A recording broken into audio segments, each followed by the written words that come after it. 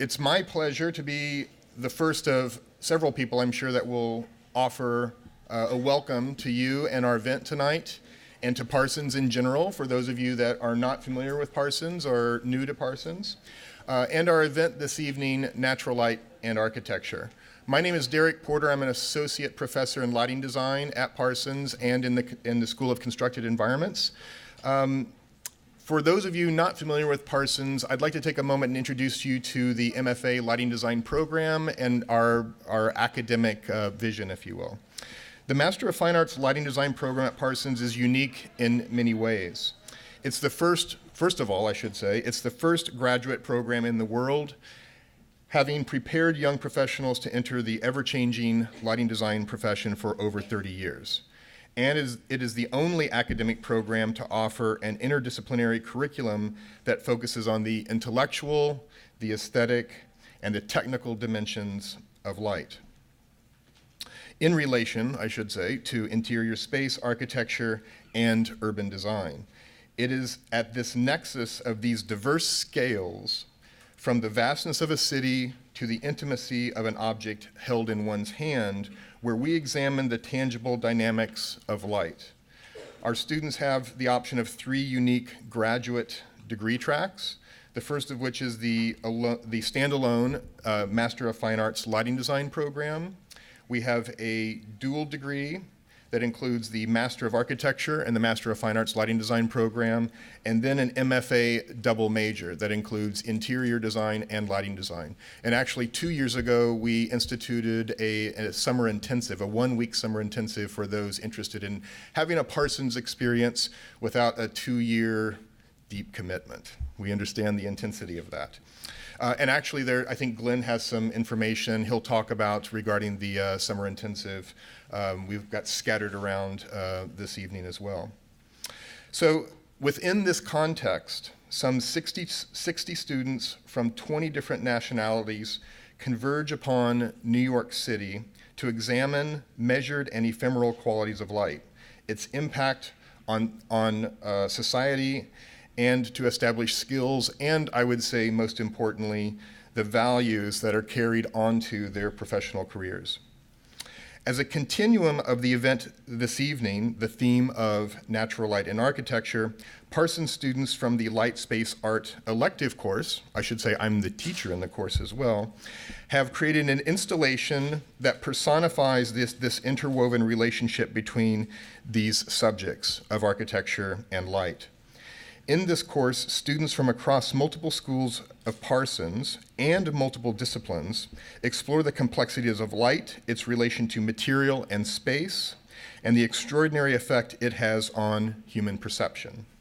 The course references the light and space art movement initiated in the 1960s and 70s, if you should be familiar with that, where a group of artists who were tired of the conventional artistic formats of sculpture and painting consciously shifted their interest toward installation-based work that altered, or one might say exposed, unique spatial attributes of a given environment, with the primary objective of affecting human perception through light. Following the thematic interests of natural light and architecture, the students in this course conceived and constructed an installation that is positioned at the intersection between interior and exterior. You might get this as being that. So it's the intersection, or considered the intersection between interior and exterior, and also artificial and natural. It is at this point of confluence, I should say, where the two meet and at once are simultaneously revealed, each caught in the web of the newly defined building edge. Only through the progression of time and careful observation are the true colors of this interwoven relationship truly and fully understood. To borrow words from Maurice Merleau-Ponty, the great French philosopher of phenomenology, I quote, "One of the great achievements of modern art and philosophy has been to allow us to rediscover the world in which we live, yet which we are almost always prone to forget," unquote. I hope that this subtle intervention that the students have conceived exposes a new awareness or maybe curiosity to you. As guests this evening in our home, in our Parsons home, how better for you to understand the subtlety yet powerful presence of light than through your own body experience. I encourage you to stick around after the event this evening and to monitor this changing elevation that you see behind me and behind the event this evening. And then, well, depending upon the weather conditions, it could be pretty magical. We'll see. So that's the conclusion of my introduction. I'm now very happy to introduce the director of the Master of Fine Arts Lighting Design program and the mastermind behind this event this evening, my friend Glenn Shrum.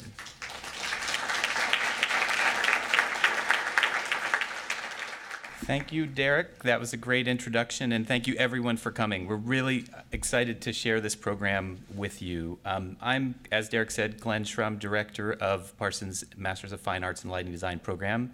I'm also a principal of Flux Studio, and this program for me is specifically significant because my first interest in light was sparked by the opportunity to work with natural light as a young architecture student and work with daylight. So ever since that time, I've been thinking about the importance and recognizing the importance of natural light, and the opportunity to put together this program and specifically to work with Lighting Magazine to curate an entire issue of the magazine on this topic was a really great opportunity. So the program that you're going to hear today expands upon the issues that are raised in the magazine. We're really happy to be able to provide all the attendees with a copy of the magazine. That's because Lighting Magazine is our media partner. They're represented in the back of the room to be available for subscriptions if you all would be interested in that. I highly recommend that you do. It's really an amazing publication, and I think you can tell from even this one issue that it's very different than a lot of other trade journals in the level of quality of the graphics and the thinking that's represented in it. And so I really wanted to thank them for entrusting me with the role of editor of such an important issue. I also wanted to personally thank the Lighting Magazine editor, Jill Entwistle, who's not here today, but that was a significant part of conceiving of and implementing this magazine. And then personally, I'd like to thank Laura Dillon, who is with Flux Studio and was a co-author of the introductory essay in the magazine, and Davidson Norris, who was my partner in crime of organizing not only the magazine, but the event, and also a lot of the ideas and sort of thoughts that went into my thinking about this topic. So while I'm thanking those, I wanted to start by also thanking those who make this event possible and really help us to realize a lot of significant aspects of what we're doing for our students here at Parsons. We implemented a couple of years ago a program called the Parsons Lighting Design Partners Program. It was in recognition of the 30-year anniversary of us having a master's in lighting design here. And so you'll see our partners listed here. This is a group of manufacturers and design firms that are working closely with us to provide mutual benefits. Some of the benefits include advanced access for recruitment, access to our students, product presentations to this young group of designers that we have.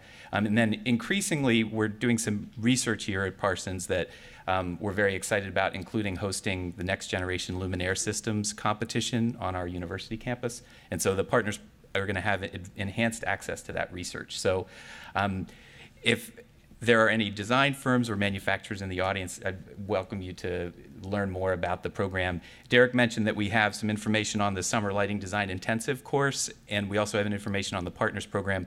Both of those sets of information are located at our bars, because we assume maybe people will be stopping by there at some point.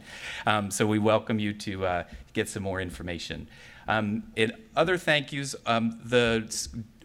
the Lighting Design program is situated within the School of Constructed Environments, and our dean, Robert Kirkbride, has been a strong supporter of the Lighting Design program in this event. Unfortunately, he's not able to be here tonight because he's presenting simultaneous to our presentation at the National Building Museum. But I wanted to recognize and thank him for his support. Also, the SCE administrative staff, Bethany Heen, Darren, and Melissa. Could not have done it without their help. They've been amazing at all the details and working everything out. So thank you very much to them. And lastly, I want to thank the Parsons faculty that I've worked with over the years on daylighting and electric lighting both, and also the students.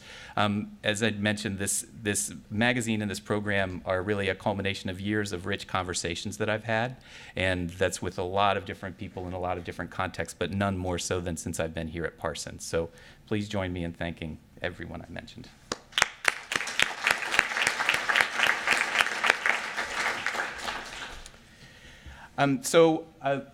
You have in your program an order of what we're going to be speaking about today. I wanted to present it here as well. And so there'll be three relatively short presentations on different topics. Two of the presentations are expand upon articles that are in the magazine, and then one is a new contribution to this issue. And then I'll make another presentation which will really be a sort of transition to a panel discussion. In the panel discussion, part of that will be moderated, and then after that we'll do question answer from the audience. So we won't be doing question answer after each presentation, and then we'll start the reception. So to keep everything moving, once we get started, I'm going to go ahead and introduce the speakers now so that when everyone comes up, you'll already know who they are. And I'm going to do that in reverse order. So our last presenter is going to be Star Davis. Star is a lighting and day lighting consultant at Arup. Her design work with Arup focuses on projects incorporating novel electric and day lighting strategies. And she's also an alumnus of our program here at Parsons. She graduated from the MFA in Lighting Design program in 2008. And she also holds a degree in engineering from Duke University. I'm also proud to say that Star is an integral member of our day lighting faculty and also teaches a systems technology course. Our second presenter is Aki Ashita, and Aki's presentation is the one that's not included in the magazine. That was not intentional. I didn't become aware of her research in time, but I think it's and I hope that you'll agree that it's very consistent with some of the same topics that we're raising. But fortunately for you, you have the opportunity to get more information on Aki's research in writing because she's contracted with Routledge for a publication on the research she's going to be presenting today that'll come out in 2019. Aki is an assistant professor of architecture at the Virginia Tech School of Architecture and Design, and she's also works with interdisciplinary light installations, works with students to do interdisciplinary light installations, and is a fellow for the Institute for Creativity, Arts, and Technology. And then our next speaker is Davidson Norris. Davidson is principal of the day lighting design firm Carpenter Norris with his partner James Carpenter. He's a graduate of the Yale School of Architecture and has taught sustainable design and architectural day lighting at Columbia University School of Architecture for many years. And again, I'm proud to say is an integral member of the day lighting faculty here at Parsons. One other accolade for Davidson is he's the person that turned me on to Camille Flammarion's illustration that you're seeing in all of our graphics, this beautiful drawing that was done in 1888 as a part of a book that was one part science fiction and one part science. Davidson?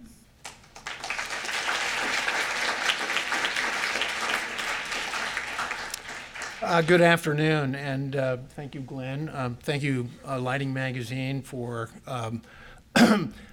taking my potential wisdom having to do with the light of place in Jerusalem and taking the risk of actually putting it between the covers of your magazine.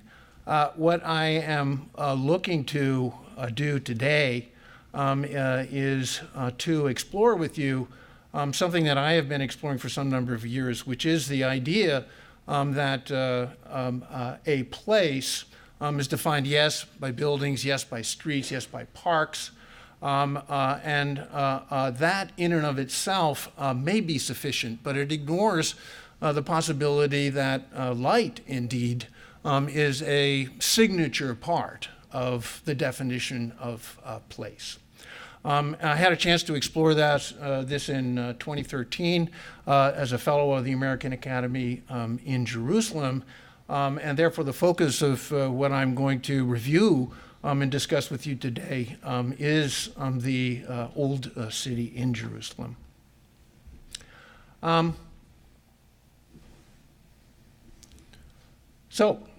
Jerusalem light is comprised of the interactions and overlays of different light sources and qualities.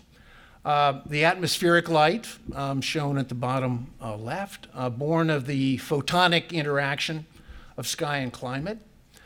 Primordial light on the left side of the image, that is born of the interactions between the ground plane and the sky.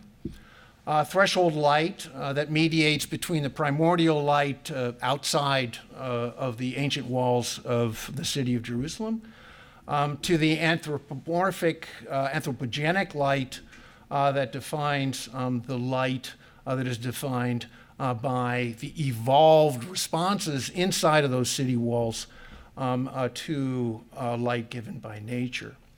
And then finally, celestial light, the lower right, which seeks to establish a more meaningful and authoritative light that stands outside of time.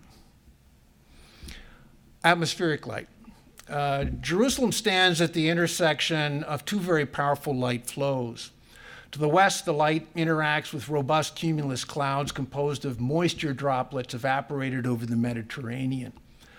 To the east, light interacts with the dust drawn into the atmosphere by the relentless desert heat. The two light systems meet and clash over Jerusalem, roughly and appropriately enough over the Temple Mount. In that clash, the desert light wins. This is Jerusalem, so there is always a winner and a loser. And the wall of bellicose clouds, as you can see in the image on the top, which is a 180-degree panoramic view taken from the mountain of evil resolution. It's Jerusalem, don't you love it? The wall of bellicose clouds seen on the western side of the images, on the left, simply disappears into the heat. The triumph of desert light is not just atmospheric. In a country where I observed an hour-long and unresolved dispute over where to get the best hummus, there is remarkable and immediate agreement among both Jews and Palestinians that the light of Jerusalem is desert light. From Mount Scopus in the image, looking east and down, you observe an ocean of dust. Dust is very good at retroreflection of incoming light. The result is a retroreflected light that cuts off depth perception and turns your perception back on itself. But the dust spills over the lip of the desert bathtub below and fills the geological pool that surrounds Jerusalem itself. For the eye, the result is truncation of depth, the softening of perceived edges and boundaries, the diffusion of both materiality and color, and the presence of diffuse light so dense that you can swim in it. As for Mount Scopus, the perception is not one of clarity about what you see, but by an encompassing but comfortably uncertainty about what you think you see. Primordial light. Jerusalem is built on an ancient ocean floor that resulted from the fossilization of deceased organic matter that rained down upon it for millions of years.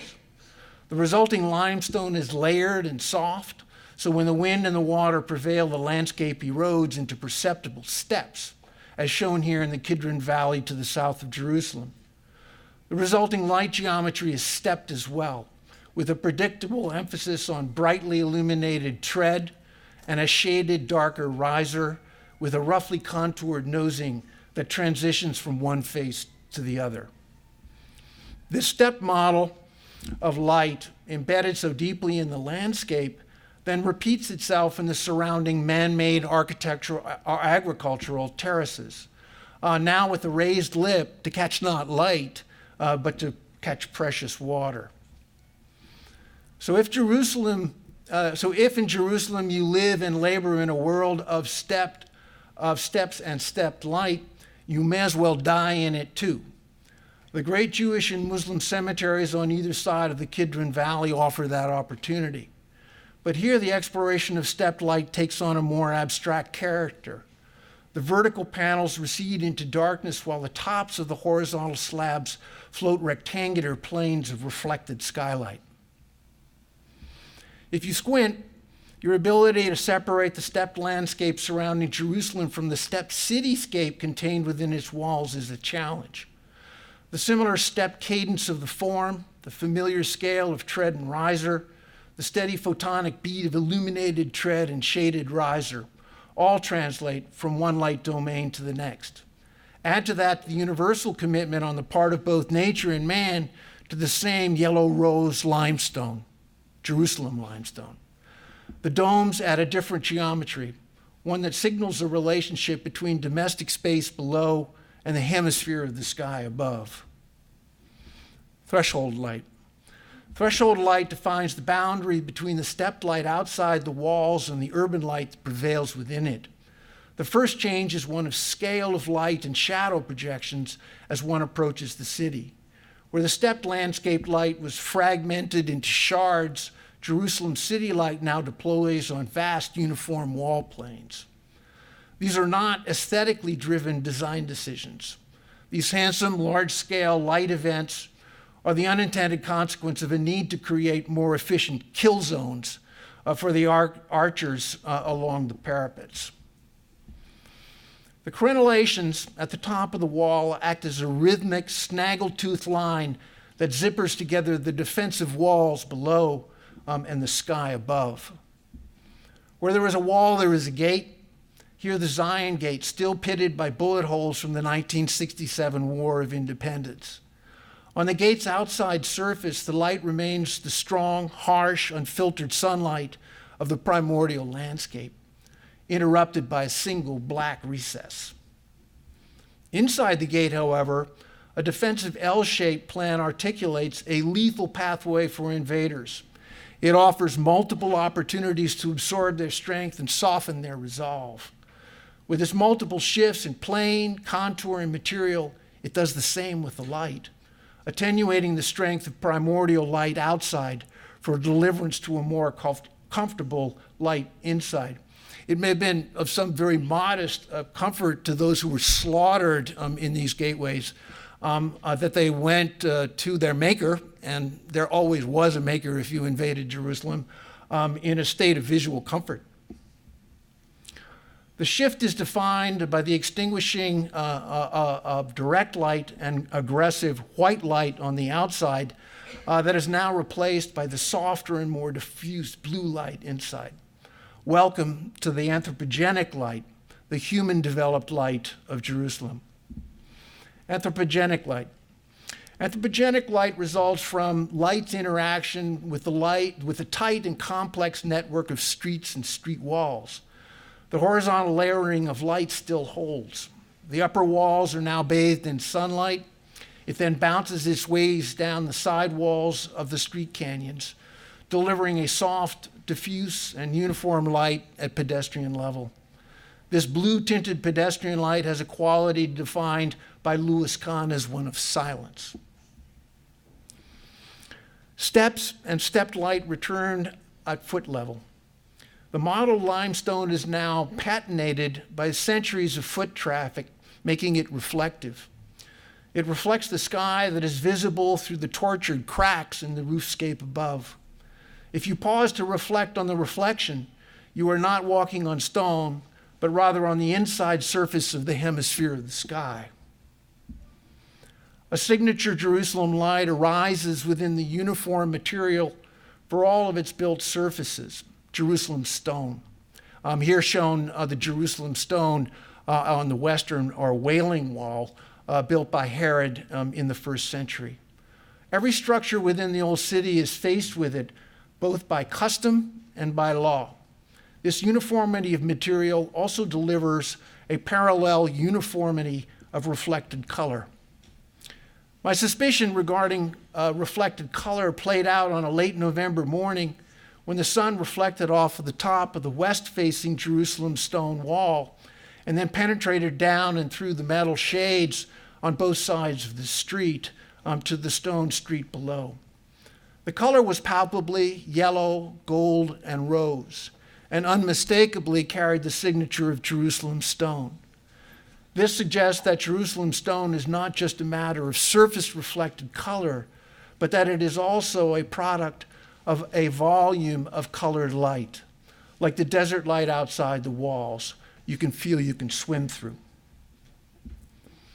But given the narrow streets, towering side walls, and the frequent overbuilding, Jerusalem light is also characterized by tall light shafts that deliver a staccato and much welcome rhythm of sunbeams that brighten the streets below. In between, however, there are long penumbral passages and even lengthy tunnels where near darkness prevails. Then there is the constantly shifting plane of the street that, absent any perception of the horizon, creates a photonic and spatial uncertainty. Given the shifts in light and the lack of traditional markers for direction, orientation, and location are all hard to find. On the streets of Jerusalem, it's easy to get lost. Light contributes to this confusion. Though it's an obvious overstatement, Piranesi's Carcieri image do evoke some of the same spatial, horizontal, and photonic confusion of the street light in Jerusalem. Along with that comes a sense of as described by Carcieri, and I think accurately applies to Jerusalem, a vague sense of foreboding and dislocation. Celestial light. The antidote to the sense of the Carcieri's foreboding is the constant and visual reference to the Dome of the Rock. Its golden presence can be observed from the landscape beyond the walls, as well as in the cracks in the roofscape. The anchoring perception of the dome is frequent enough to give you a sense not only of where you are, but as it must in this most sacred of cities, to suggest the destination to which you must go. The portal to the Temple Mount for Jews and the noble sanctuary for Muslims is like the narthex of a cathedral, dark and low. The King Faisal approach leads to a distant, nondescript door at the end of the darkened approach tunnel. Its only indication, and the only reason it is noticeable, is by its brightness. Upon crossing the threshold of that door, the incidence and intensity of the light is overwhelming after the darkness of the approach. This light adaptation by the eye is lengthy. It is a matter of the sacred light replacing the light of the profane city that has just been extinguished by the transition across the threshold. The sacred light of the mountaintop. Eyes reawakened in this sacred light, you observe the golden dome hovering in and above the olive trees that surround it. Now on the main access to the dome, it floats while any horizon suggestion of the city is obstructed by the olive trees. This results in a clear sense of your being separated by design from the city below. Before ascending to Herod's great platform, a reminder of the profane light you have emerged from. Tight compressive space, spare and intermittent light, the press of crowds, the anxiety of not knowing quite where you are. In contrast, the mountaintop is vast in scale. Its ground plane absolutely flat and composed of a single, yes, Jerusalem stone material. It also defines the horizon not as the extent of the bowl of Jerusalem defined by the surrounding hilltops, but rather by the edges of the platform plane itself, this huge rectangle, whence the dome of the sky springs directly. Given the compression of the surrounding city, the arching, fully deployed dome of the sky explodes both your sense of space and of time. At the center, the Dome of the Rock, supported by an octagonal base covered in white marble panels below and colored tiles above.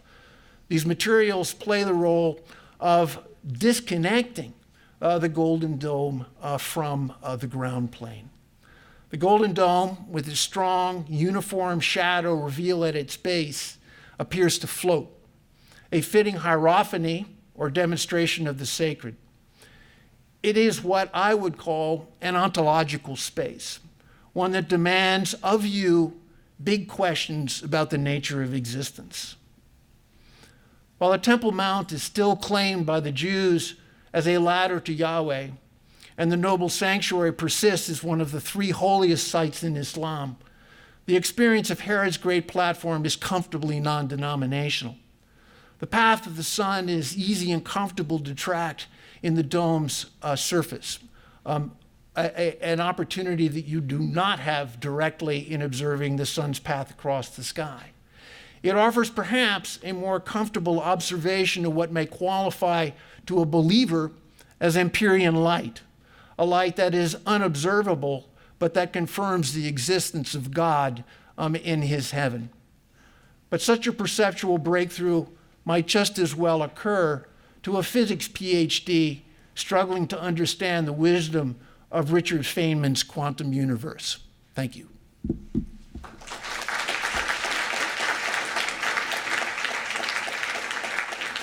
Aki Ishida.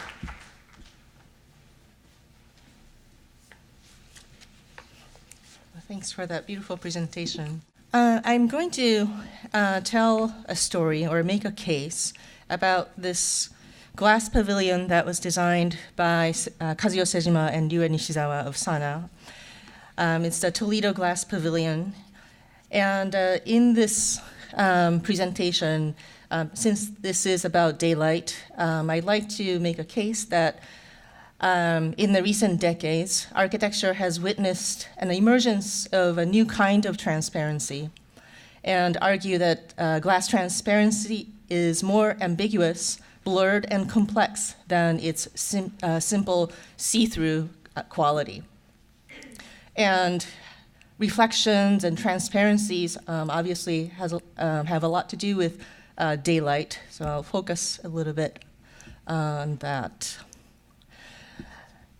In the book that Glenn mentioned, I analyzed 6 contemporary glass buildings, and this is one of them. So I'm going to focus on this building, but I'll give a little bit of background. Sejima and Nishizawa were not interested in see-through transparency of this glass building.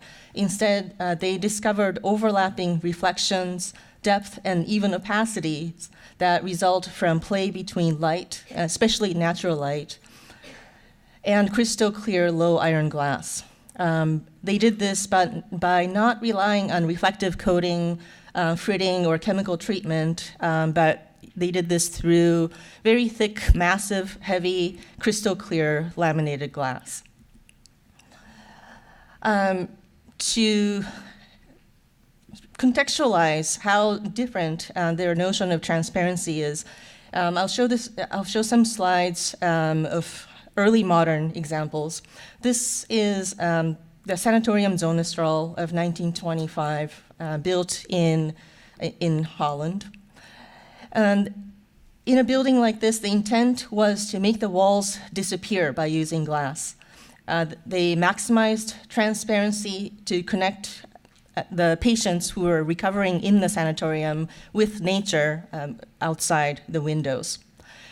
So rather than seeing reflections of themselves or reflections of nature on the glass, the intent was to see directly out the window into the forest as much as possible. So the walls appear to disappear.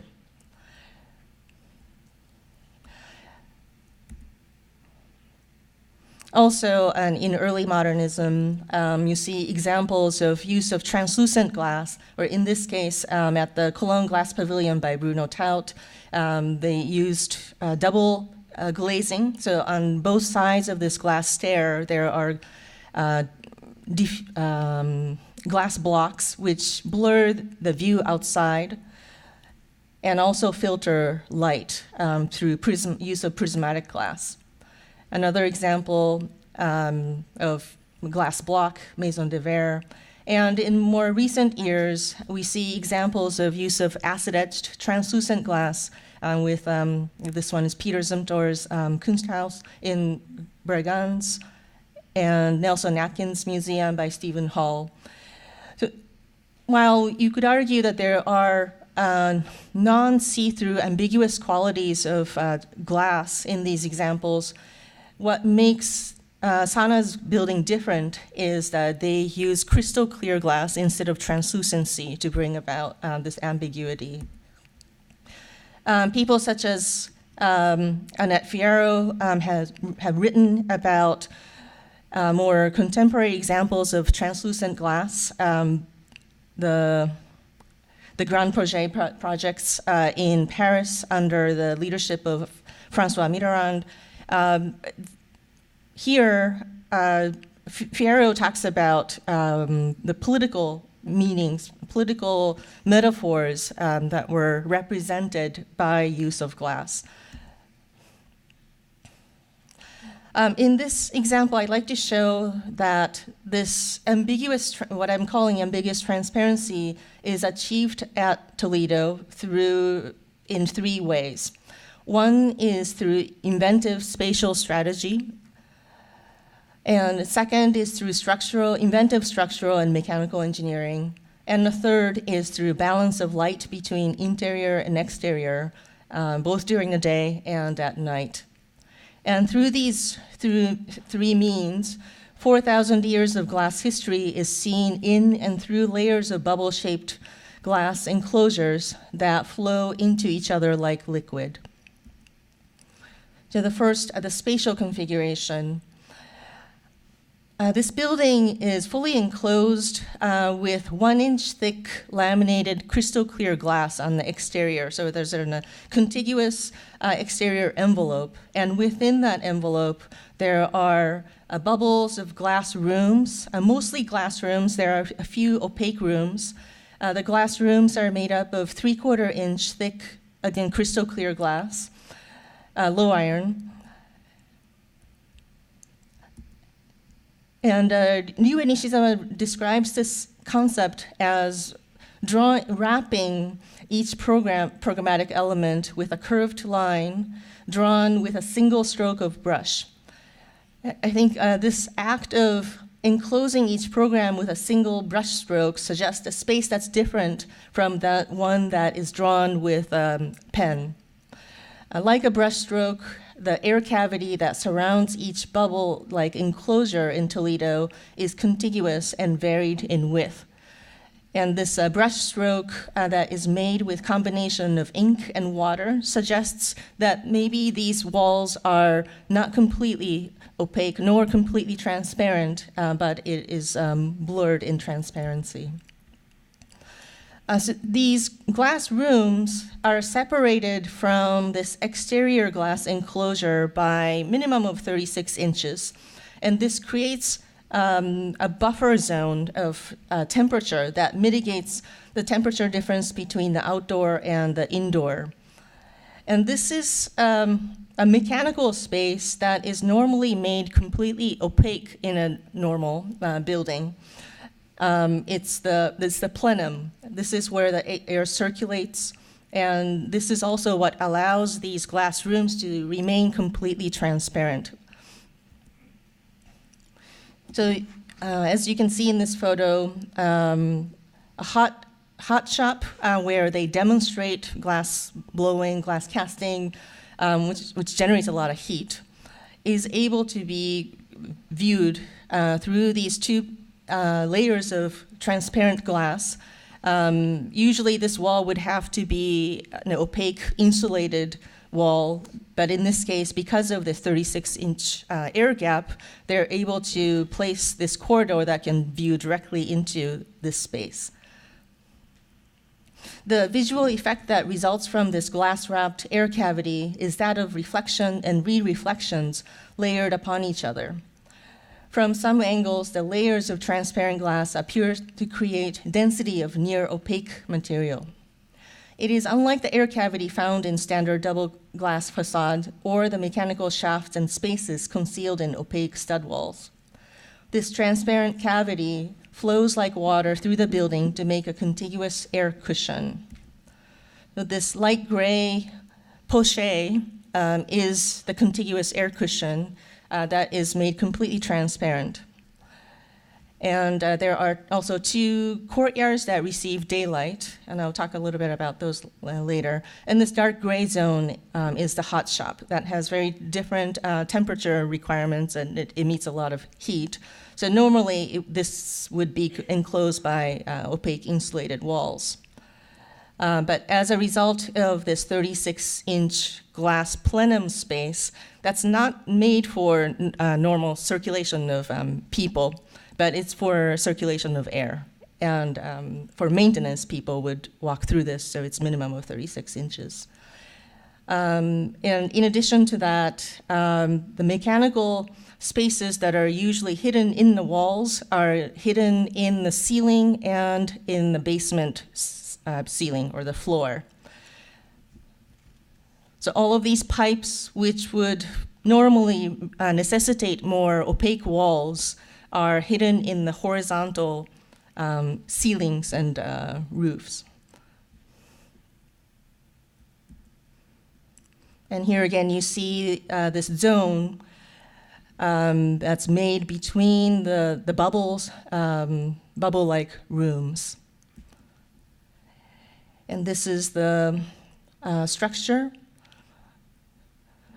The structural load transfer occurs on a few highly concentrated opaque walls and in the slender columns that are only 3.5 inch in diameter. So there are columns that are hollow, and through those columns, water drain from the roof down to the basement. And there are a few rooms that have opaque walls where other pipes can run in the vertical direction. But otherwise, all of these walls are left transparent. And you see one of the opaque walls here. And here is one of the 2 courtyards that allow a view of the sky. And in speaking with a project architect who worked on this project, he said that skylights or the courtyards were introduced so that you are not, your eyes are not fatigued by relentless viewing of reflection upon reflection. So these rooms were inserted to offer a relief from the constant reflective effects.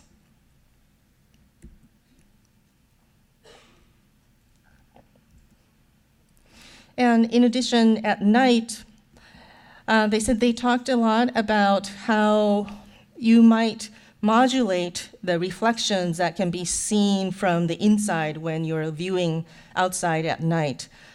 Because all of these walls are reflective glass, there's no reflective coating on them, but they have reflective properties. What you see at night are reflections of interior light in the ceilings, and mostly in the ceilings.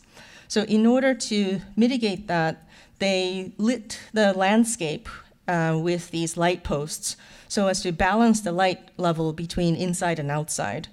So by doing this, they're able to not just see the reflections of themselves or the reflections of electric lights, but to be able to see out.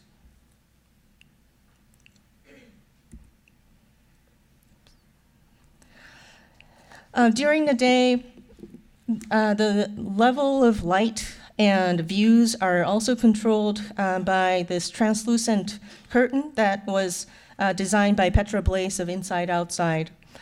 This has reflective aluminum fleck coating on it to reflect unwanted solar gain back, and also to filter light. I think this also balances out the light that's coming in and the light that is residing inside the space, so that it's not a constant overlay of reflections.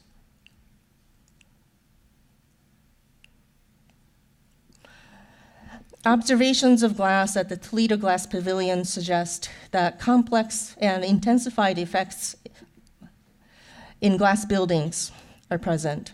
The execution of a novel plan and material organization is coalesced with skillful lamination and bending of glass and a daring approach to structural and mechanical engineering. It couples technology with Sana's commitment to foreground the atmospheric effects over the visible structure. From this emerges a different kind of intensified material transparency of crystal clear glass. In the design process, the architects discovered unanticipated programmatic adjacencies made possible with transparent glass. Bubble-like glass rooms are connected to, yet isolated from each other by a 30-inch airspace, typically concealed in an opaque poche. The air cavity appears to fluctuate in an opacity and thickness like a stroke of a brush. The effect is soft, fluid, and watery, evoking return of glass to its molten state. The building is disciplined and precise in its execution, yet dynamic in intangible effects. In and around the pavilion, the glass continuously reveals views of deep spaces beyond overlaid with reflections of locations far and near, through quick and slow motions. It combines literal transparencies with illusions achieved through organization of materials, light, and reflections. Thank you.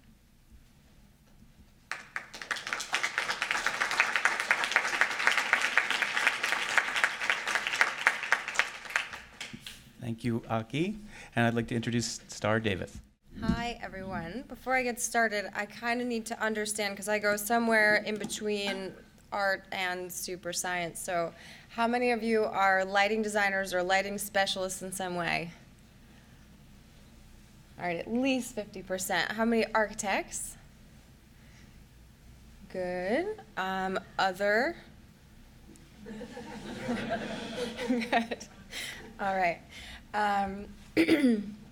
The piece of work that I'm about to present is not mine exclusively. I've been working with a couple individuals at Arup who are also instructors here. Yulia and Kristen, stand up, say hi. No, okay. So I'm just going to set a little context, which is not really daylight. It is a technology revolution that we're in right now. We have more efficient, smaller LED sources than have ever been present or available on the market, and they're so incredibly available, we can put them everywhere. Does this mean that we have less energy that we're using? Maybe a little bit. But what does it actually mean? It means we have more light everywhere. So sort of as a moral response to this and the changing technology that is constantly in our faces in the workplace, in the home, what do we do with all of this extra light, and how do we respond to it? Our environments are becoming digital. We are with our tablet and some type of luminous screen all the time. And also, at this time, we have a changing understanding of our physiology and how that is affected by light. So we know more about circadian rhythms, and we know that we're actually circadian in training to our interior environments. So what does that mean for your own physiology if you're no longer adapting and responding to the natural environment where we've evolved to thrive? Interestingly, our design criteria that we use for interior spaces has been driven by the limitations of technology. So 10 years ago, 30 years ago, we started to develop design standards for the interior work environment that was all based off of how much brightness you could get on a computer screen so that you didn't have reflections from the window impairing your ability to do work. I think now, with this incredible change in terms of technology and where we are, it's the perfect time to ask the question, what should our environments be, our interior constructed environments be, relative to our own needs and physiology? So with that in mind, the question is, we're constantly bombarded by these screens, and more we find we're driven to find respite in nature, to recalibrate, to get away from the stream of media and brightness. We find balance there. But why is it that we are designing spaces that we need to escape from? Why aren't we designing spaces that provide those restorative qualities to us all the time? So right now in lighting and daylighting, I think on every project I'm asked, will there be glare? And that becomes the focus of solving this problem. What if instead we were like, what if we could draw an environment that would, or design an environment that would draw you in, that would make you feel restored and good and provide peace? I think it's time to recalibrate our targets. So this idea of environments of evolutionary adaptation is just that. Going back into nature, finding out what the luminous qualities are of the existing environment that we have been very healthy and evolving through for so long, and change the nature of what our interior targets are relative to that. So we have been gathering a lot of data, basically going out and doing exactly that, finding spaces that feel good, feel restorative, where you want to sit and relax. Maybe you can work there on your phone or your tablet or your laptop. Maybe you just want to sit and meditate and have some peace. So a little technical background. For the lighting designers, you will get this right away. For everyone else, there's two main sets of criteria that we use in lighting design. It's luminance or illuminance. Illuminance is the one that everybody talks about. I'm calling it the old criteria. That's the amount of light that is physically falling on a surface, the lower one there. I don't care about that one. We're only talking about luminance today, and that is the amount of light that is physically coming off of a surface. It has everything to do with the way that you perceive an environment. So if a material is specular or shiny, if it's flat, if it's really dark, or if it's light, all of those things are don't impact illuminance, but do impact luminance. So all of that becomes an incredibly important factor to your physiology and your perception. So in the natural environment, the naturally occurring luminance range is gigantic, and our eye is capable of seeing a tremendous amount of contrast. You can see the scale along the top is a log scale, so that means everything is a 0 added to the end of it. It's not multiplying by steps. And we're capable of seeing a contrast of 1 to 10,000 at any moment with your eye. It's why if you can sit inside, you can look at the tabletop and you can see a long distance into the future. Or into the distance, not to the future. I can see into the future, yeah. And back to what I was saying about the issues with limiting ourselves based on technology, our computer screens are only capable of displaying a contrast of about 1 to 300. That's the RGB 255 that you know inside your screen. So if we're going to be able to separate ourselves from that, and we're restricted to the luminosity of these screens with the digital technology. So let's return to the our capabilities for human visual perception in this environment.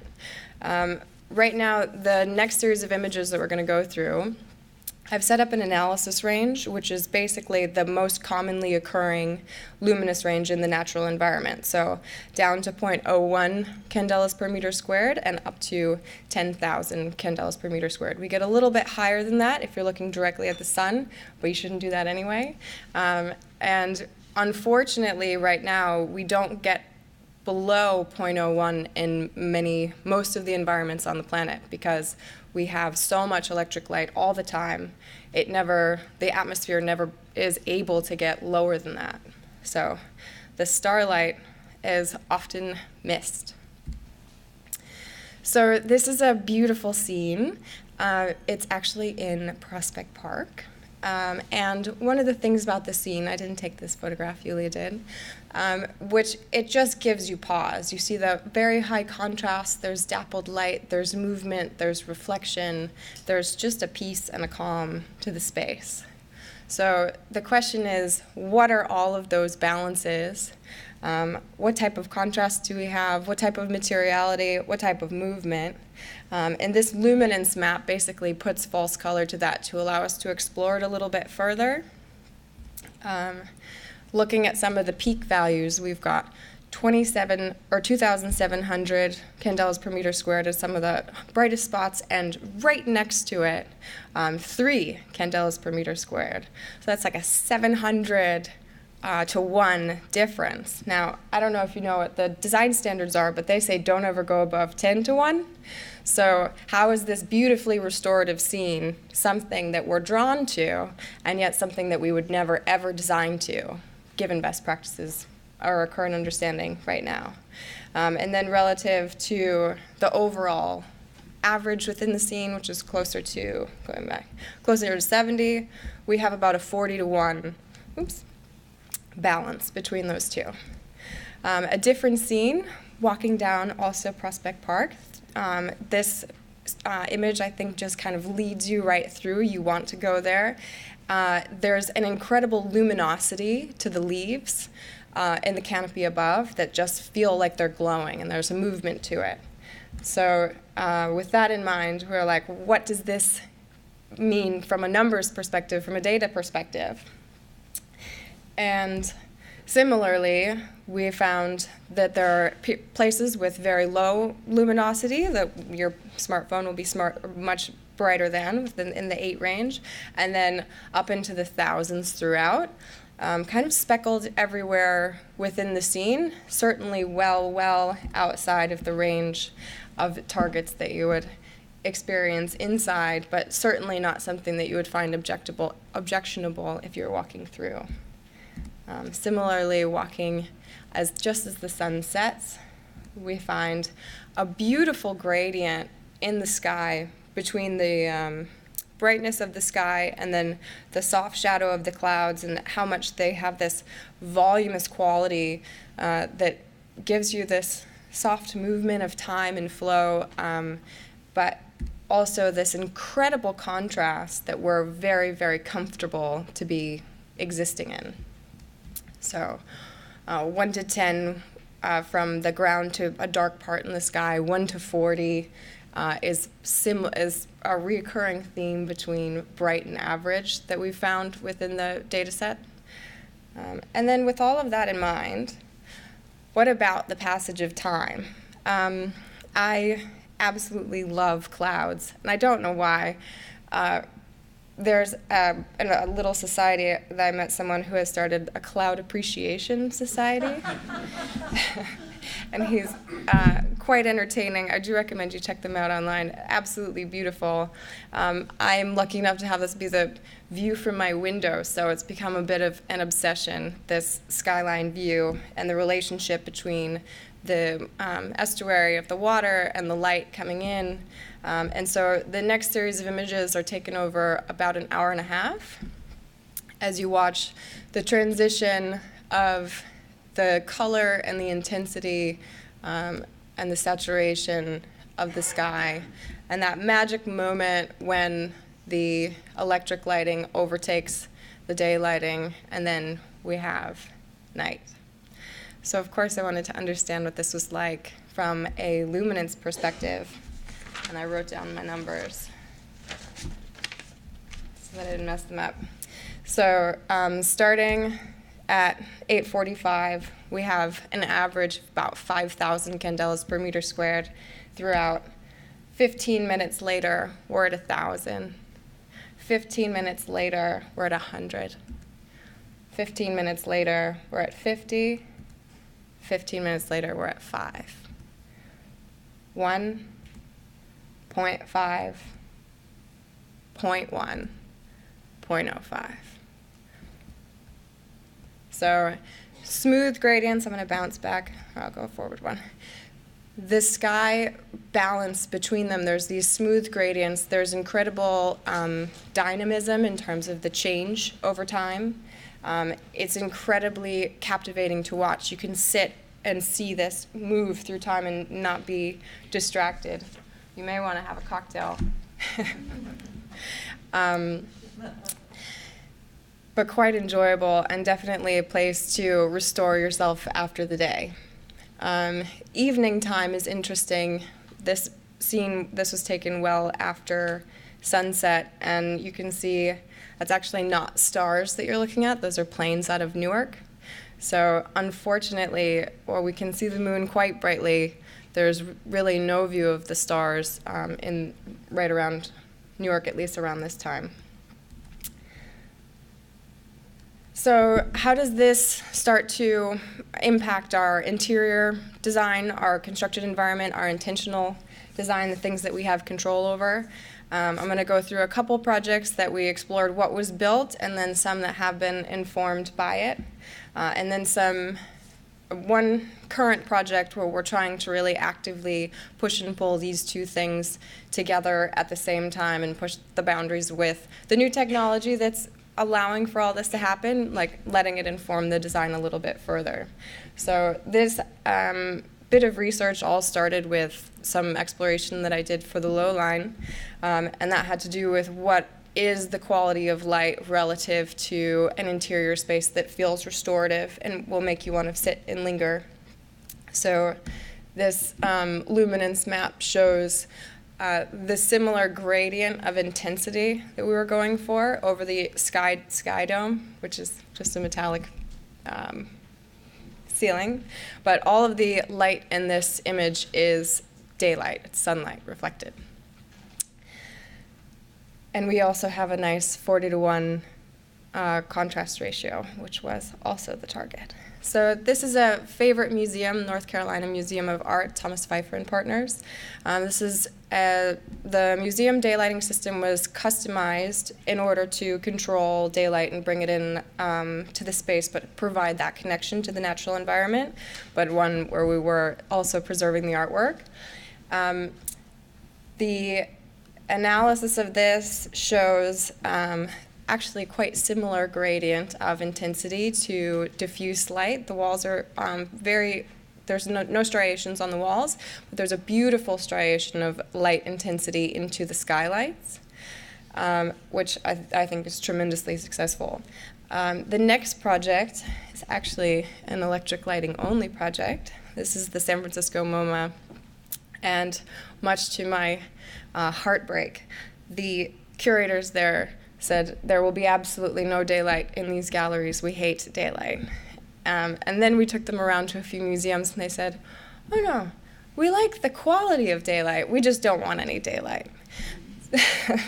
So we set forth to design a ceiling system which would have that quality of daylight, but actually be executed with electric lighting. And you can see the balance and proportion and intensity and gradient is very much the same as what we had in North Carolina. So this next project is one that will just be mystery project. It is a museum space, which is a renovation, and we are working to achieve a quality of light on the interior, which is highly desirable, but no one can really put that into words.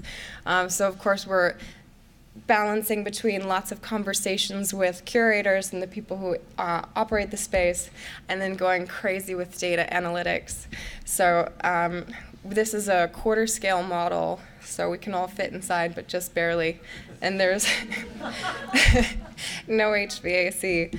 And here we're taking as many measurements as possible and doing the same level of analysis to understand what the balance of brightness in the space relative to sky, wall, interior, and how does that then begin to relate back to what the evolutionary but also museum interior standards should be.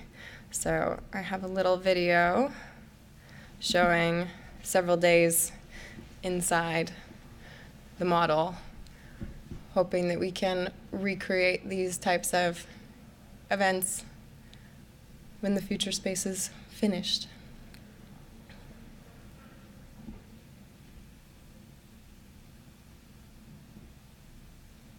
All right. And that'll play forever.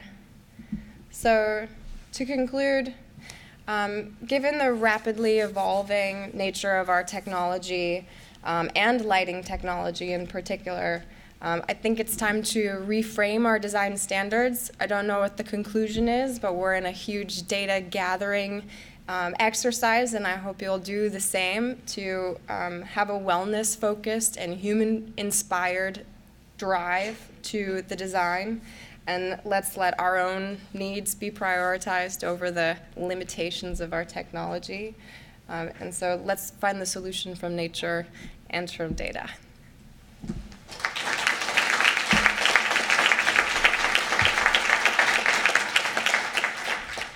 Thank you, Star, and thanks, Aki and Davidson.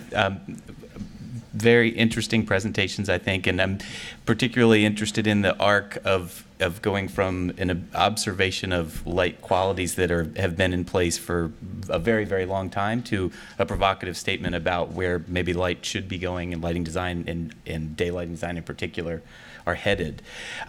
So the next presentation that I want to do is to step back. The previous presentations raised important questions about natural light and architecture with a specific focus on solar light.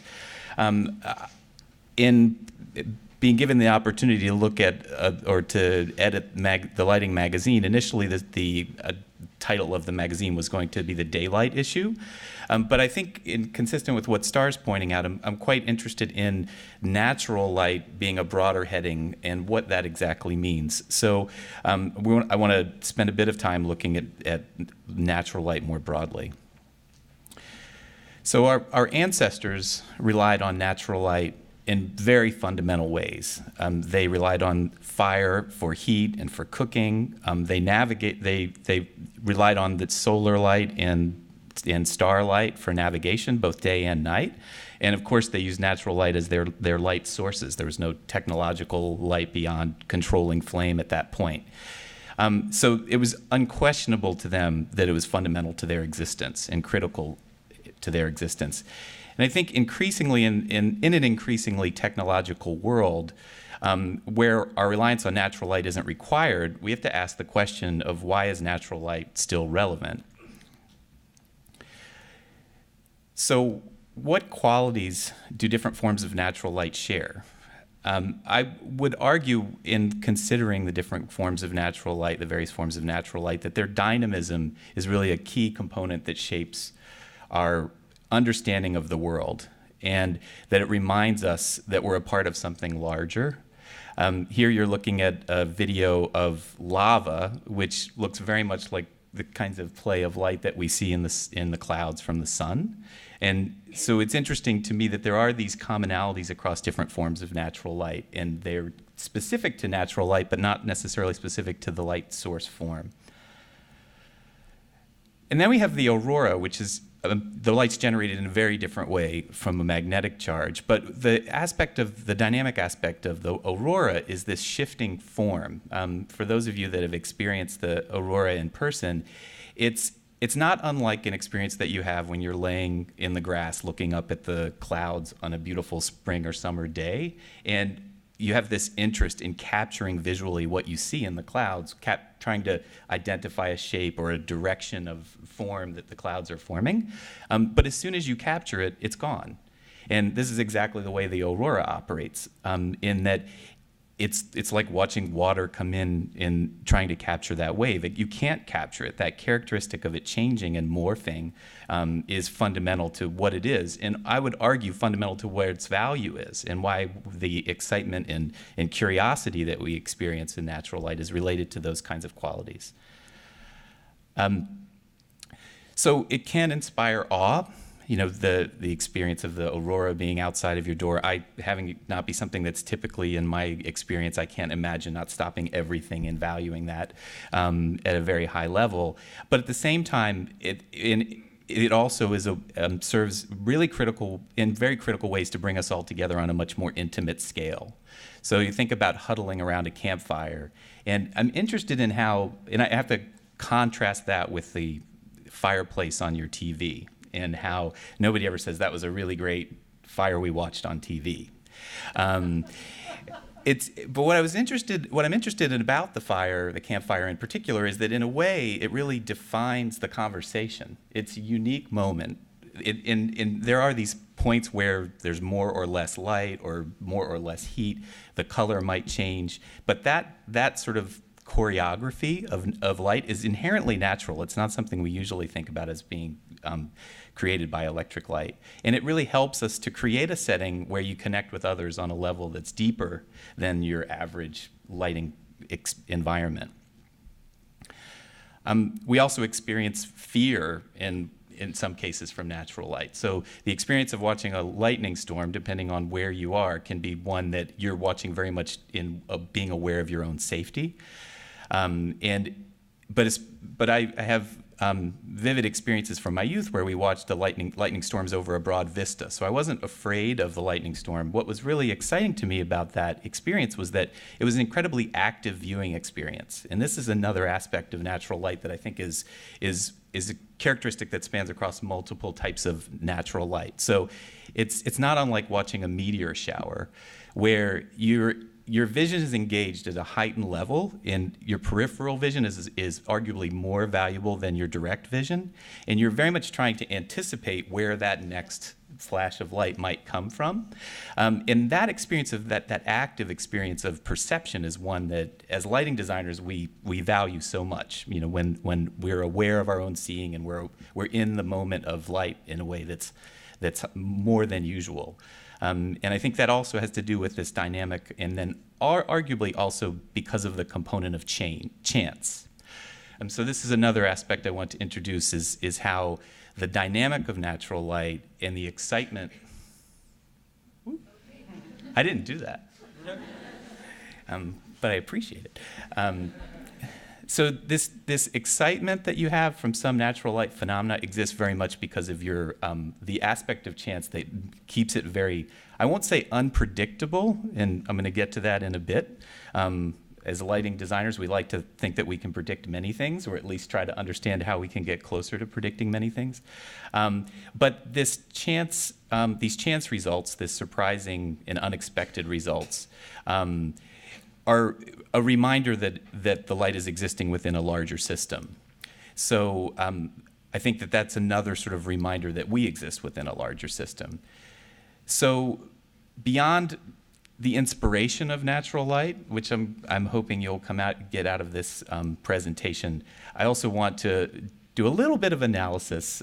Star will appreciate this, because I don't think it's enough to just say I really love natural light and I just love it. It's great. I want to do something like that. Well, you're not really going to likely have very much success if you don't somehow try to engage in understanding it on a more analytical level. So fireflies. There is a rationale to their flash patterns. They have different flash patterns for different species, and they are very regular.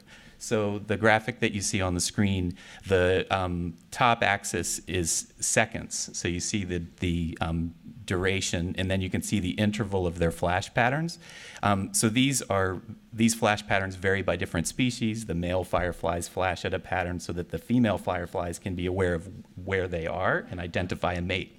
So it's very regular until it's introduced into the variability of an existing system.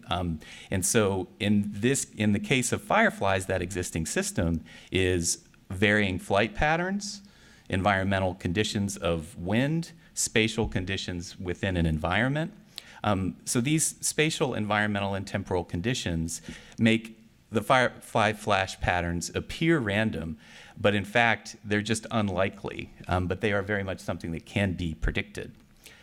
And I would suggest that at a subconscious level, maybe this reminds us of the unlikelihood of all of our own existence, and this sort of surprise that comes from a regularity, but one that seems incredibly unlikely. So back to solar light. It is the most impactful of all the natural light examples of natural light that we have in our environment. It's got a very high quantity, so for that reason alone, there's a very significant value in natural light in architecture, focusing on solar light. It is the most predictable form of natural light. Despite the fact that we're not seeing direct light on this student-designed installation yet, it's not because the sun's not out there at the same angle that they know and predicted, it's the cloud cover. So there is unpredictability, but we can predict this solar light from the level of the shift from a single day to night, within a season, moon cycles, even longer intervals like the solar eclipse. It is a very regular system, not unlike the firefly. The variability that gets introduced to it are these other factors. So in addition to that, solar light impacts our health and well-being in ways that we still don't fully understand.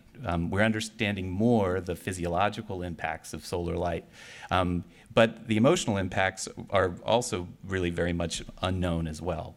So it's very much worth considering. And with solar light, varying characteristics that you get are a source of inspiration and focus of a lot of designers. So one of my favorite phenomena is the sundog, a little portion of rainbow that ends up within an area of the sky that you see, which I can't believe everyone else doesn't stop everything and celebrate the sundog, but I certainly do. Caustics are another phenomena that we experience a lot, and some of us value a lot. The interaction of light on a fluid surface, which focuses areas of the light and then disperses other areas of the light, creating these contrasting patterns. But really the caustic light is this animation of surfaces, the dance of light that animates surfaces over time. So again, it's the dynamic of a static source in many cases interacting with a dynamic material system. Not to minimize the beauty of a cloudy day and the softened light that renders the world around us in a deep hue. We can feel melancholy or introspective on these days, certainly, but the relief that they offer in some cases in the shift in how we view the world under a different lens of light, a different natural light characteristic, is one that very much is significant and beneficial.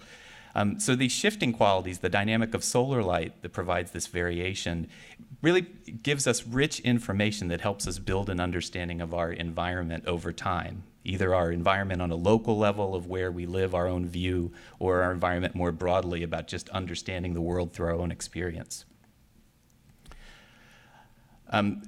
So quite literally, solar light is an outcome of our position in the universe.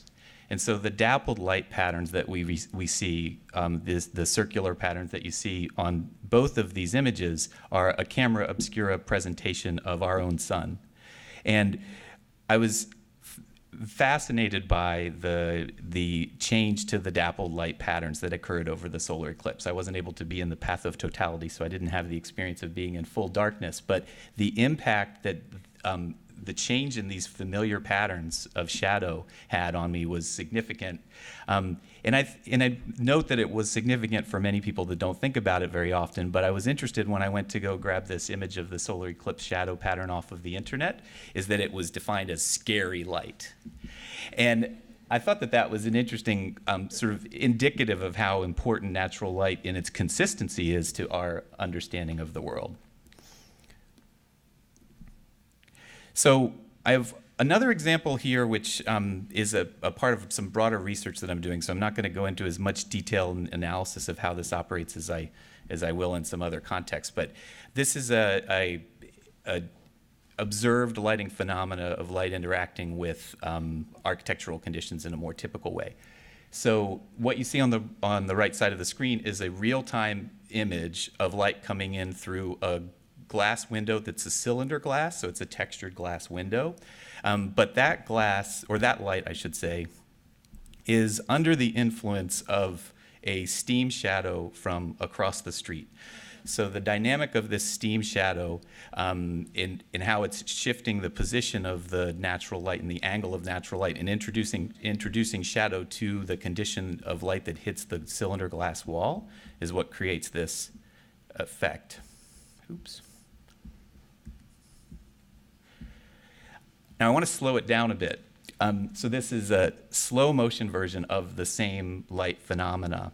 So what's happening here is, again, it's very much predictable, and you can analyze and understand that the steam shadow that's going between the path of the sun and the position on this desk surface is being broken up by, or it's breaking up that the light that comes from the sun in a way where you get certain areas of light certain areas of the glass that are hit by the sunlight, and the refraction in this textured surface becomes visible because of what's in shadow.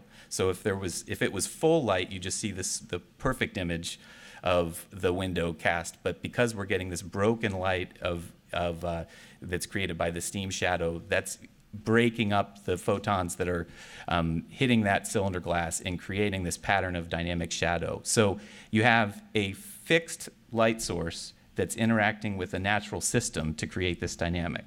And I think that there's something here in terms of the potential for natural light in architecture that isn't always explored, of how you introduce a dynamic of light in a way that is not technological, but instead is technological insofar as an introduction of a natural system that starts to introduce the dynamic. So I leave it to the audience to think about other ways that the dynamic of natural light can be incorporated, but this was one example where I thought, there's something here in terms of a system that is not trying to mimic natural light. And to conclude, I wanted to go all the way to the sun. So this is a video that was taken by the NASA Solar Dynamics Observatory on March 30th, 2010, of a prominence eruption, it's called. So it's a magnetic filament burst that's documented.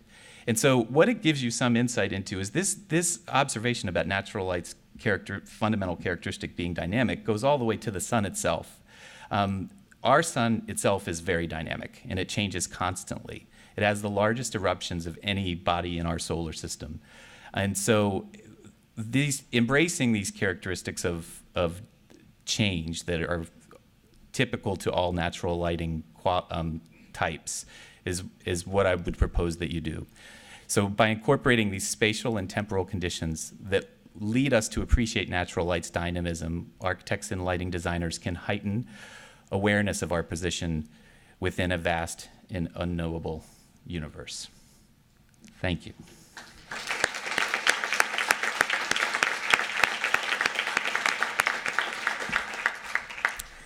So we're going to have the panel discussion now. I'd like to invite the speakers up to the stage. And as I said, we'll start with a moderated discussion, and then there'll be audience question and answers. Okay. I'm looking forward to more of a conversation. I know that you all just had a lot of information presented in a short amount of time, so here's where we'll pause a bit and reflect. I wanted to start by asking all of our presenters today if they could provide an example of a personal experience of natural light that was impactful to them. So we were warned about this, but I don't really have a double rainbow experience, but I do have the consistent mystery and excitement about learning about new atmospheric phenomena and then seeing it every time and getting really excited about it. And like the more you know, the more beautiful it gets. So that's kind of my... I spent the month of June in Iceland a few years ago, and as you know, it's very close to the Arctic Circle. So in June, the sun doesn't quite set. So it comes and reaches the horizon line, stays there as a kind of a dumpling shape. It's not quite spherical because it's just below the horizon line, and then it keeps rising up. And I was staying at an artist residency that was located in a horse farm, and I would see the farmers, doing farm work at 10 p.m. And I've heard that in the winter they don't work that late, and their cycles are very different depending on which time of the year it is. I also saw horses playing very actively at 3 a.m. I would just stay up because I was curious what they would do. So it just made me aware of nuanced darkness. And we say that it doesn't get dark, but it does get relatively dark. You start to lose shadows inside of the studio. So there's luminance, but the contrast is not very high. So I just became more aware of subtleties of darkness rather than complete lack of darkness. For every summer of my life, I have spent at least part of it on the shores of a lake north of Montreal. And it's essentially a log building that has taken on, over a long period of time, this kind of very warm, almost reddish tone on the interior. It looks out and onto a lake, and when I get there every summer, I wait for the first day of late afternoon sun, because as it sets, it hits the lake surface, which then undergoes a caustic deformation that ends up projecting off the lake, through some trees that are along the shore, through the window that is perfectly placed to allow it to image in the corner of the room. And it is a light phenomenon that I've been aware of virtually all of my life, and it is one that I return to every summer I go there. In some way, it's kind of an anchor. It's kind of a reaffirmation of the cycle repeating itself, never mind the fact that it's this beautiful combination of the static, which is embodied by the architecture, and then the dynamic, which is brought to that architecture by the light. Great. I imagine that we could open this up to the audience and hear over 100 great stories as well, but thanks for those. So in Star's presentation, she brought up this relationship of analytical processes to the successful integration of natural light in architecture.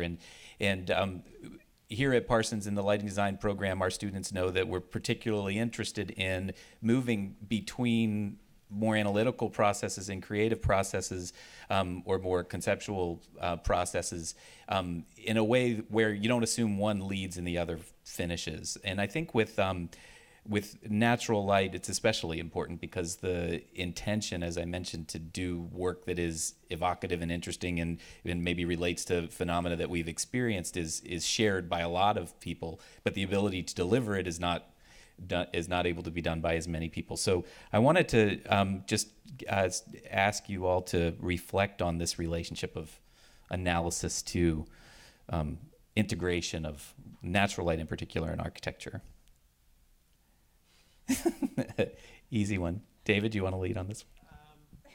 Nobody wants to lead.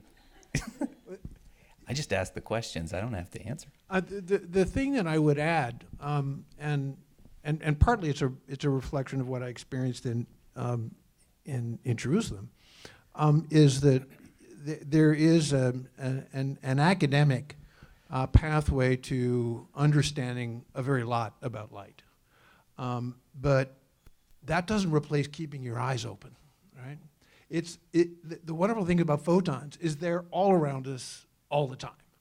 And if what you do is when you see it, you draw it. When you can anticipate it, you take a photograph of it, and then you spend time trying to figure out what it was and how it happened. Like Glenn's, sundog. You see something like that and you go, "Oh, wait, where did that come from?" And fortunately, the internet is around, so you can rather quickly find out why it is that it is.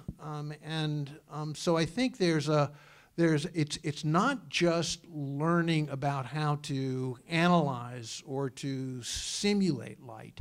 It's about learning how to experience it all the time.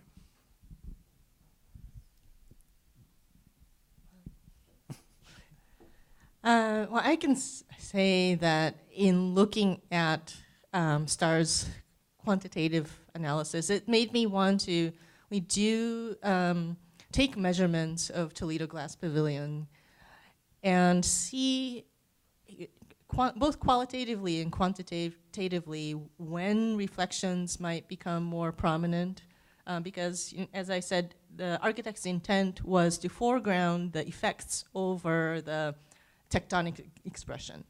So it's very different from approach to transparency in ways that British structural expressionists like Foster or Piano would approach expression of structure. The structure is obviously present, but not made as apparent or visible. So I'd love to find out, by taking measurements, how our perception of transparency or structure might be related to measurable aspects. So yeah, the relationship between immeasurable and measurable, I think, is very, was a question that was provoked. Right. So, Star, I specifically wanted to ask you about the limitation currently anyway in analysis of dynamic conditions. I was excited to see the video, the time lapse with a luminance map. That's not something that I've seen much of, but maybe you could share your thoughts, because I know you value the dynamic as an outcome, but it's not as easy to engage in it and predict it. Yeah, well, one of my other obsessions, other than just data, is telling a story with numbers, and whether those numbers are images and false color maps or videos or graphs or data tables. It's what kind of fits the right observer or listener. Right now, the issue is not the capability to use data. We have a tremendous amount of, we've got every hour, every city in the world, weather data for TMY that we can run for any type of architectural building, and then simulate that times 15 or 20 or every option you even want to consider, and then why not try 15 different glass types. The ability to run the analysis isn't the issue. We can do all of that, but who can possibly understand what it means? And how do you ask the right questions to set up the analysis to get a meaningful response and go into it with a really strong intention before being overwhelmed by the numbers? Yeah, so in addition to identifying the right criteria, it's about having focused questions and what about the data is meaningful. Mm-hmm. I would add to that, and it's something that I grapple with, certainly professionally, but I also grapple with it in terms of some of the data presentations that our students do, which is they and I make the assumption that simply producing the data is enough, right? And putting it up on a wall is more than enough. But really the bigger issue, and I think as a matter of the pedagogy of our school, it has to dwell more at not the generation of data, that's too easy these days, but on how that data is actually interpreted in terms of promoting a certain kind of design or lighting impact that is very much in the forefront of what it is that you want to do with this light, right?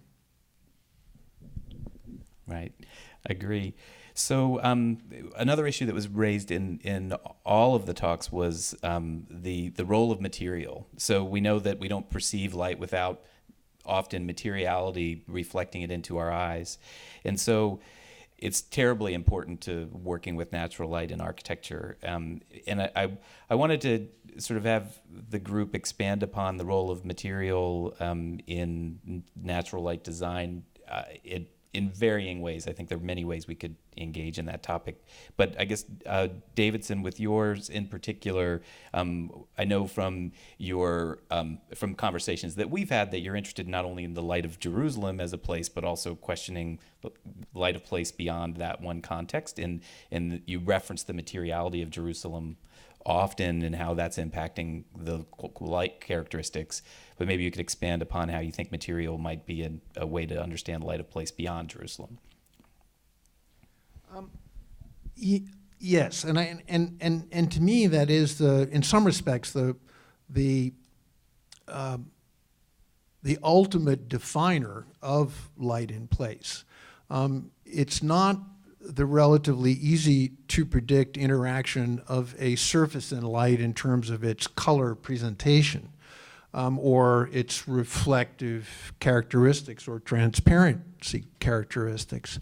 To me, what's interesting is when the light, say, here in New York City, reflects off of a building over here that is a certain kind of low E reflective glass, and what it reflects is not so much the visible part of the spectrum, but it reflects the radiant part of the spectrum, the red part of the spectrum. What happens when that red beam of light crosses the street and hits a granite surfaced building that is sort of a blue-gray and reflects off of that, and then makes its way down through 20 or 30 stories, and then eventually ends up in the street.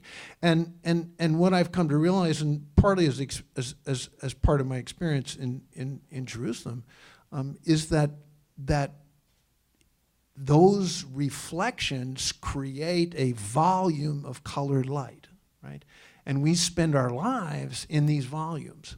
And indeed, there's the possibility, if we think hard enough about it, about actually creating volumes where as we move through them, we take on the colors not just of whatever it is that we wear or whatever the tone of our skin provides, but what the surrounding light actually gives to it and how we react to it.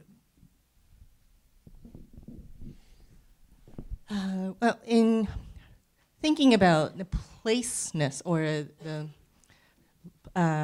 light of place in Toledo, I thought about how that transparent glass was made possible because of the particular location, geographic location, climate environment, and also the programmatic function of the building. I was told by the glass consultants at Front who worked with Sana on this project that glass building would not have made any sense to build in Toledo because it's too cold to have an old glass building unless they had the glass furnace inside. So they found this sort of perfect marriage between what the building needed to perform, which was to create a space of glass demonstration. And it was located in a relatively cold climate just right below the Great Lakes. So if that building had been in Miami, it would have cooked people. It would not have made sense. And if the furnace didn't exist, then they would have been nonsensical to build an all-glass building in Toledo. So it has a placeness. The glass it is very specific to that location and function.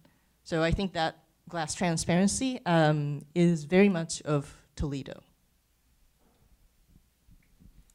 I'm just going to jump off of what David was saying a little bit, and you as well, with the kind of question about like the way that reflections confuse everything in your understanding of where you are and what you're seeing in space, and how much that is the definition of our cities now. A lot of times you can't see the sky, but you know you're in a direct beam of light, but not the first reflection, it's probably the third reflection, and if you can look up and try and figure out where that beam of light is coming from, it may connect you back to the greater universe, or maybe it provides a little bit of context into where you are, and how do we start to understand our space within these now incredibly kaleidoscopic urban environments.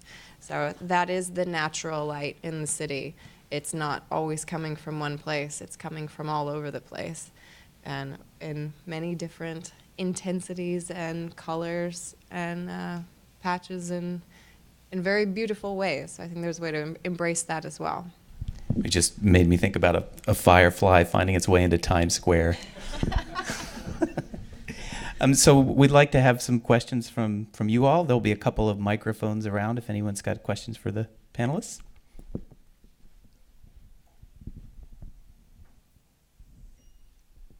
you could share a natural light experience, that would be okay too.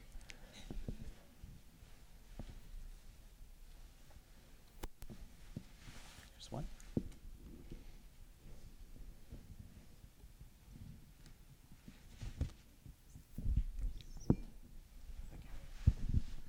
I'd like to thank you all for such a tremendous program here. This book is probably going to be one of my most valuable books in my library. I think it's incredible. I'd like to share an experience I had in an architectural office where I was asked to give parameters for an overhang on a one-story building that would not allow daylight to come in past the sill of the window. And I took out my architectural graphic standards and looked at the charts, and I felt like I was reading a phone book with all of the numbers that were there. And I went home and tried to figure it out and look for patterns, and the coincidence of it all, I now use that experience to find where I am, wherever I am. And this is what I found.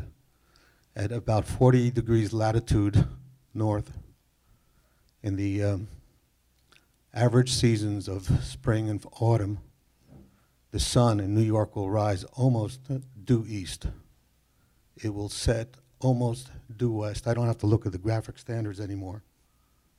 And the sun will be about halfway up in the sky, thanks to a sculpture in Rockefeller Center that shows the angles of the sun at the solstice and at the equinox. It's very high in the summer, very low in winter, and midway up at the other seasons. And you mentioned Jerusalem. I went to a family wedding in Jerusalem and Israel, and then took a trip to Jerusalem. I decided to test this. I went in through the David's Gate and looked at the map, and then decided I would like to walk through these streets that are no wider than this platform and see if I could find how close this would work. And the streets were winding, and I couldn't see where I was going for more than 50 feet at a time. And I adjusted the sun angles and the shadows, and to my amazement, I ended up exactly where I was hoping to be. And so I urge you all to be aware of how the sun changes with the seasons, and see if it helps with your navigation and enjoyment of the sky. Thank you. I do think that these skills that you're talking about used to be much more familiar to everyone, and that now it takes a while for many of us to figure out that we want to know more. And then once you have the awareness of fundamental solar geometries, you start to use them as navigation. I wonder about whether having access to seeing sun angles is something that would have been similar to having your phone in your pocket ready to take out at any time for the ancients, right? They would probably be completely uncomfortable being in an area where you don't have that reference point. So it's really interesting. Are there any other questions? Great. First of all, I'd like to thank the four of you for your presentations. They were very, very good. I'm basically a bit awed at the moment by the amount that I don't know. So I guess I'd be interested in looking a bit more into the sorts of things that are informing your background knowledge. So I guess my question would be, if you have like one source, one piece of literature, one book, or similar thing that has influenced the way you think about daylight, what would it be? And this is for each of you. Ooh. All right, the first one that popped into my mind is color and light in nature. I stole that from you. Do you know the author? Livingston. Livingston.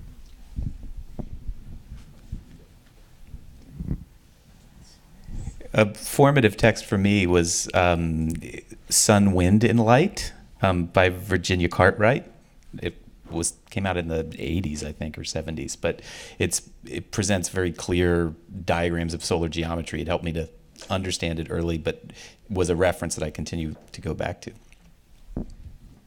It's not a book, but when I was in my second year in the architecture school at Yale University, we were issued the sun angle calculator, which was actually originally a product of the Ford Glass Company in Toledo. It's still available through Pilkington. You can go online and buy one. And it is a handheld tool that will allow you to calculate some of the overhang relationships that the gentleman here was talking about earlier, but uses sun masks, which is a collapse of the hemisphere of the sky with all possible locations of the sun as it moves across that sky onto a two-dimensional plane, and then using essentially very simple tools, overlays on top of it, you can sort out an enormous amount of data right there. No computer programs, no nothing. I mean, and I still have it. That 19, I won't tell you how long ago it was, but I still have it, and it sits on my desk, and there isn't a week that goes by that I don't use it to say, oh, well, where's the sun going to be then, and that kind of thing.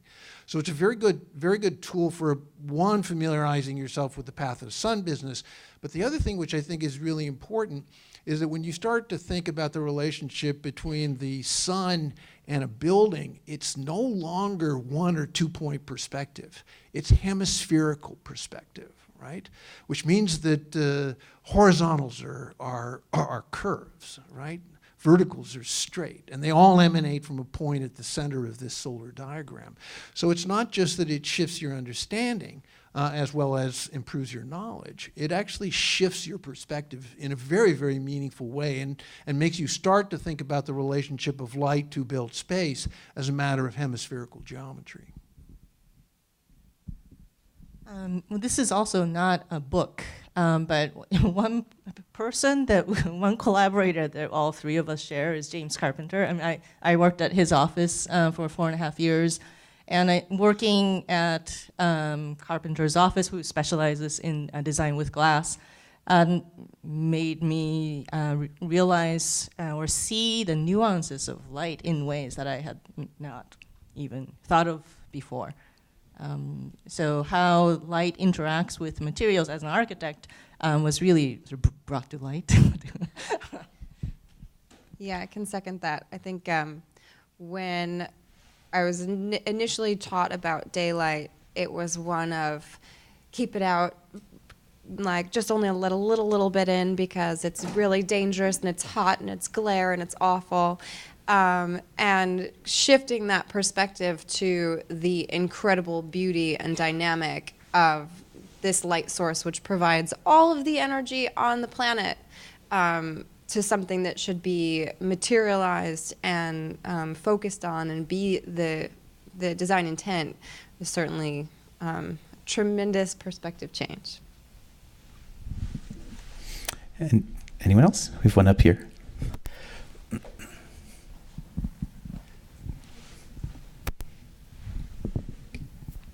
Hi, please try to bear with me. This question may be a little, I don't know, out there.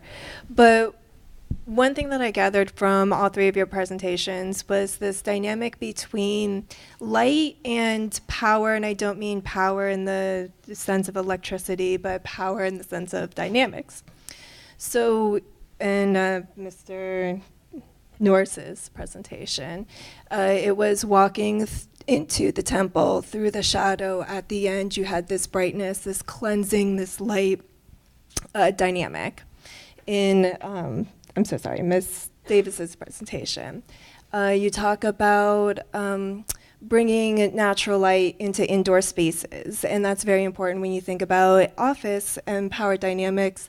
Usually the boss sits in the natural light in the window, and everyone else is relegated into this fluorescent abyss.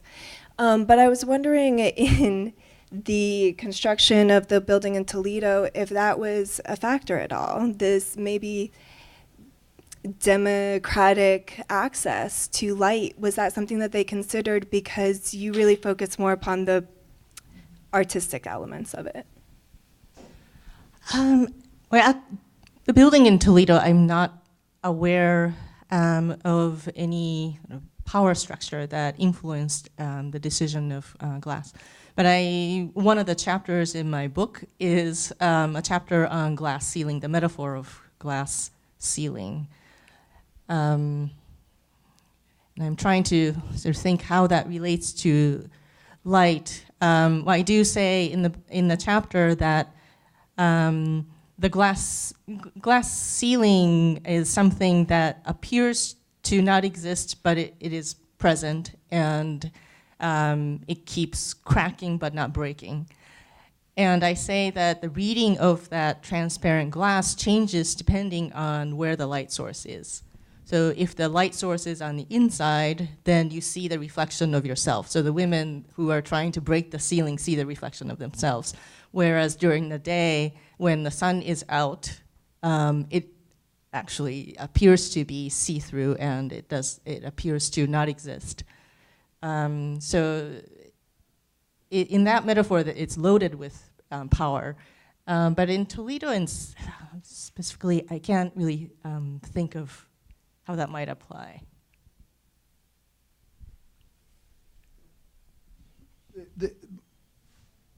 Jerusalem is a very carefully, very rigorously controlled design solution, and the Temple Mount is a very carefully conceived platform by the powerful, built for an enormous effort, costing an enormous amount of money, in order to convince the believers who went there that participating in the political, economic, and religious structure, whether it was that of Yahweh or it was that of Allah, was absolutely, and I mean that in the sense, the only path forward. And so I think that you have to be careful about, and I think you're right, to understand light, access to light. In New York City, you get good light if you got $4 or $5 million, right? And that's simply part of the economics of living here, right? And that's power. And so light and power have always been in a very close relationship. And I think one of the things that in our office that we struggle with is how do you maintain light in the public domain? How do you maintain enough light so that when you go out to catch a bus and it's late September and it's starting to get cold, there's a ray of sunshine that hits you instead of some guy who's in an absolutely transparent bathroom on the floor, ready for the black car to pick him up and take him to the office. And that kind of power dynamic, I think, is really with us right now. And how we actually balance the right to light access for those with the private resources that allow them to buy it, with those of us who are down on the street that don't have nearly that kind of power. And it's something that the political and the economic structure, which is essentially real estate investment, they don't want to hear anything about it, right? Other than, can we build higher so we can make the occupants pay more?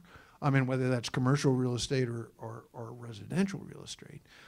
We on the ground floor, beyond what now is a much emasculated zoning, was very good in 1919. We don't have a whole lot of power. So we have time for one more question, if anyone has one.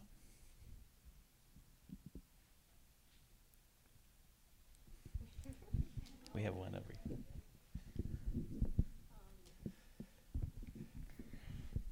So I'm going to play devil's advocate a little bit here and fight back about all the analysis.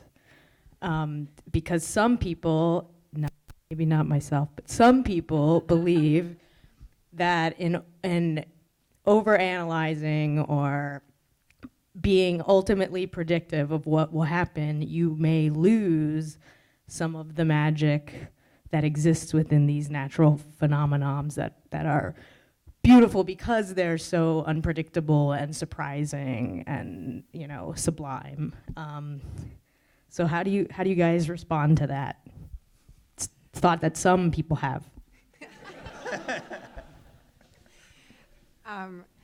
In my experience, the process of design and documentation and analysis leads to discovery. The initial idea that you go in with and the intention is not on day one in schematic or in concept is not the one that you have when you're pushing through design development. And that has to do with the discovery that happens through analysis. Without it, there's always unexpected things that happen. But without it, you aren't able to develop the richness and complexity within the built environment that maybe then can exist over the entire year or an entire day.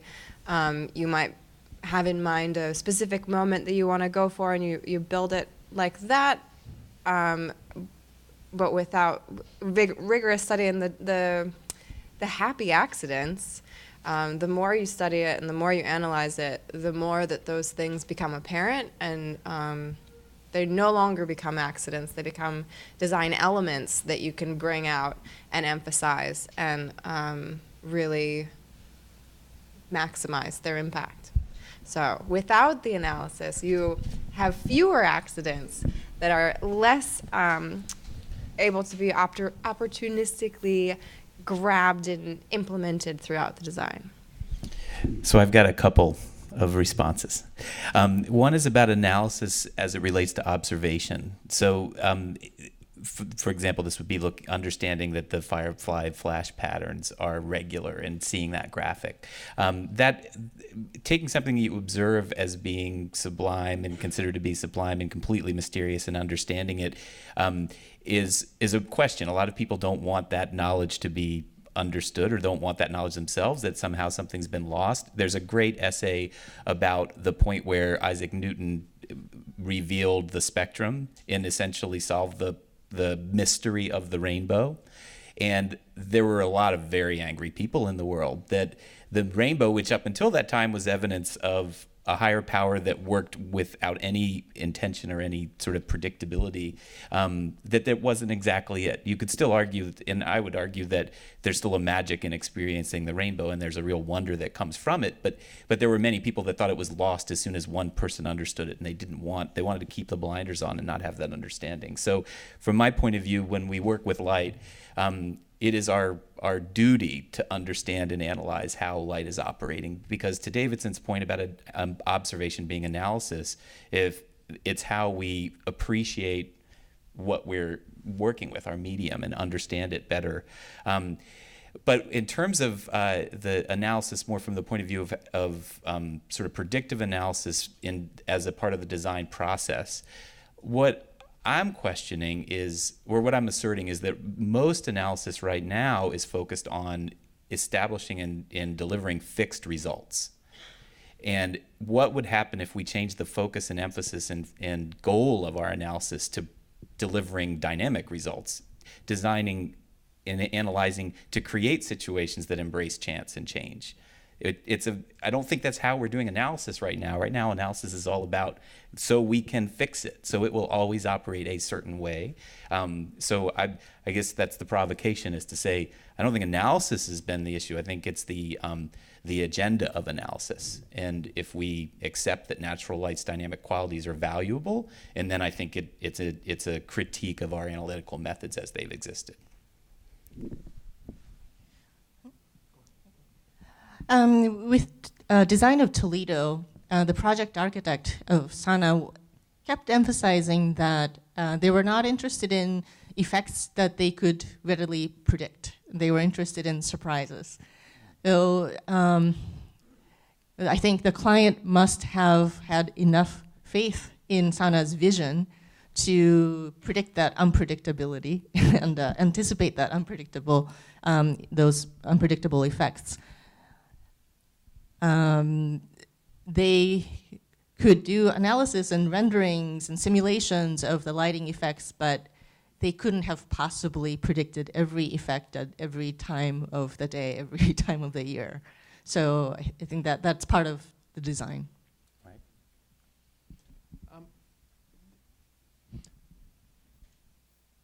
Right. One of the issues I think that we're facing right now that plays into the point that you're making, and prescribes, or increasingly, for me at least, is prescribing limits to the value of analysis beyond the possibility of being able to incorporate the accidental or the incidental. Is that if, let's say, we go ahead and we design a beautiful and very efficient daylighting facade for a building here in New York, it gets built, and within the next 5 years, somebody builds a bigger, taller, broader building to the south of your structure, and all of that effort that went into the fixed analysis of the daylighting design solution is out the window. Beyond that, it hasn't started to happen yet, but part of the reason the analysis is fixed is because the climate data for that analysis is fixed. And that climate data is based on 30 years of the past. Well, we're all pretty certain in this room, I expect, that 30 years from now, that climate data may well be different. In some cases, may even be invalid. And how do you take into account in the daylighting analysis that kind of climate change, which is going to force us to think more flexibly about the kinds of systems that we put in a building so that they can adapt to changing circumstance. Great. Well, I think we should wrap up the panel discussion and begin the reception. I want to again thank everyone for coming and for your questions, and warn you that our intent is to put away a lot of the chairs so that we can make some more room for the reception. So we'll go through a little period where things will be a little crazy. And I also welcome you to really take in the student-designed installation, which has been transforming in front of our eyes to become more prominent after dark, the electric light become more prominent after dark. But thank you all very much for coming.